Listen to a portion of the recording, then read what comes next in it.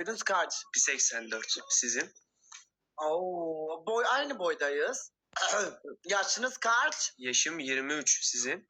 Ay, aynı yaştayız. Ne iş yapıyorsun? Biz giyim işiyle uğraşıyoruz. Siz ne işle meşgulsünüz? İş başındayım şu an. İşiniz nedir? Allah'ın cezası yayıncılık ya. Ha, maşallah. Maşallah. Çok teşekkür ederim. Sevgiliniz var mı? Yok ya. Neden? Ben size niye pek atamıyorum? Bakü'ye gelecek misiniz? Şu an nereye? Bakü'ye. Tabii ki de Bakü'ye geleceğim.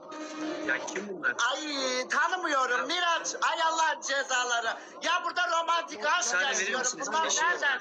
Ay tanımıyorum. Ay çeker. Kral hadi görüşürüz. Çıksanıza Oynamam sizle. Pibe yok. Sen pibe iç. Ay Miraç aşkım ya Miraç.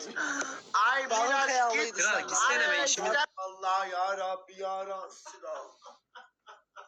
Romantik aşk yaşıyordum ben burada. Ay soğuktular özlerini az. Bunlar...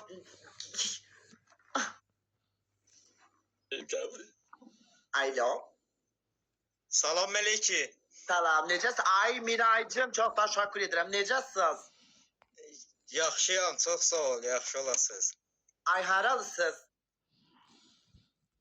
Tovuz